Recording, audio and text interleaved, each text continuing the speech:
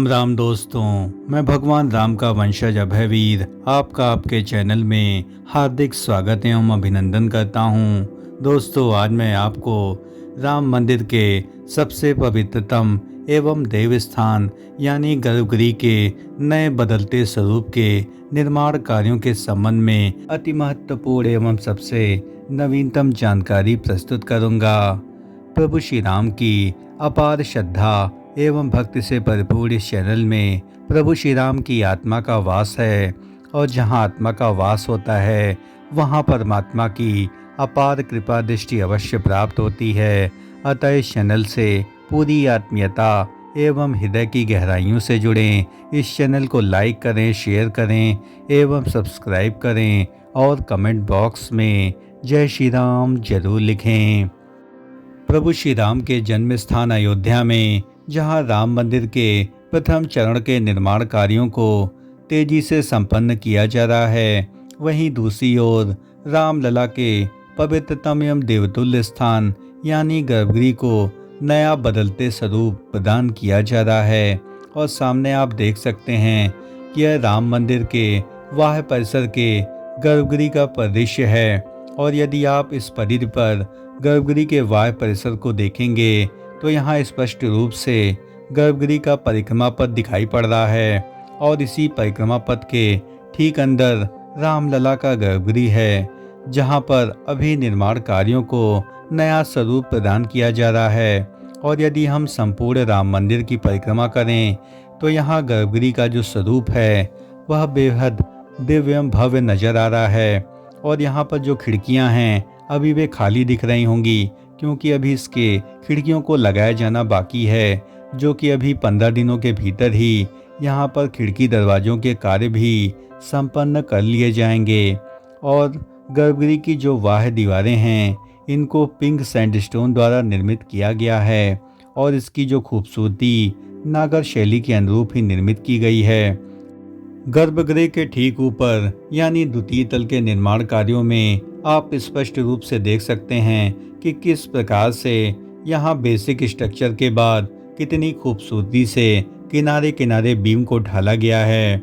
और इस बीम के ऊपर ही पिलर्स के निर्माण कार्य किए जाएंगे और इसके पश्चात ही राम दरबार को विकसित करने की भव्यतम योजना बनाई जा रही है।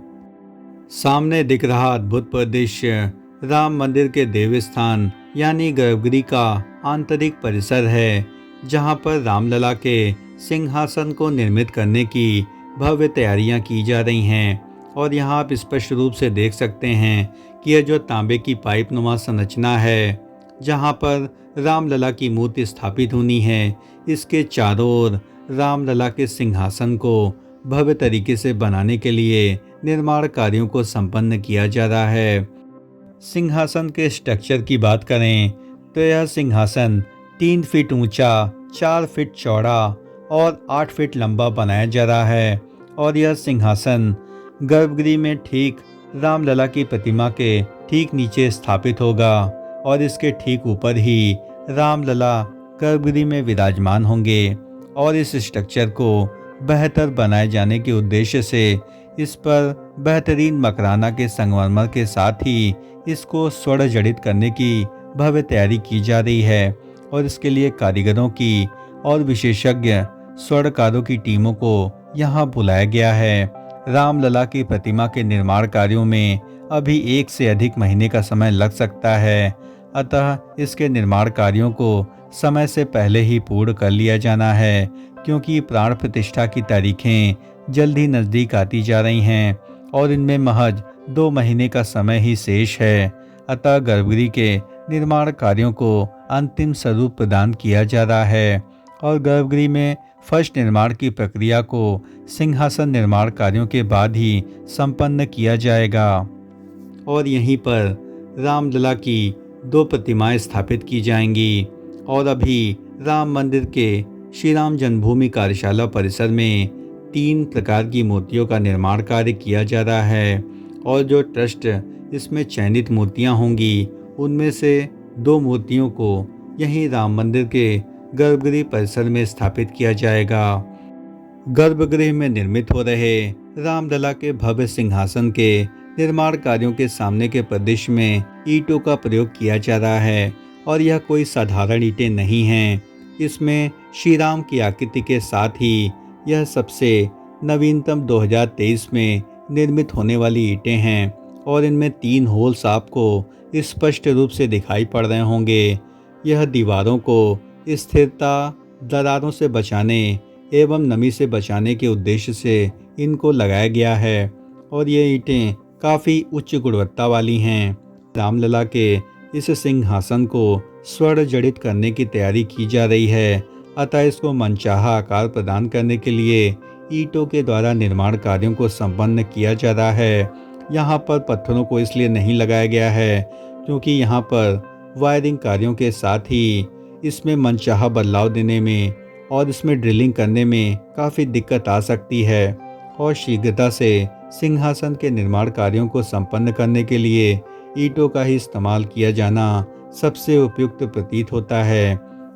रामलला का जो गर्भगृह है वह पूरी तरीके से अष्टकोणीय निर्मित किया गया है और अष्टकोण को भारतीय वास्तुशास्त्र में विशेष स्थान प्राप्त है और इसे शुभता का प्रतीक माना गया है और यह काफ़ी अधिक दिव्य एवं भव्य होता है और अष्टकोणीय गर्भगृह सामान्य तौर पर नागर शैली के मंदिरों में प्रयुक्त किए जाते हैं और दक्षिण भारतीय शैली में निर्मित होने वाले अनेक मंदिरों में अष्टकोणीय गर्भगृह का निर्माण कार्य किया जाता है।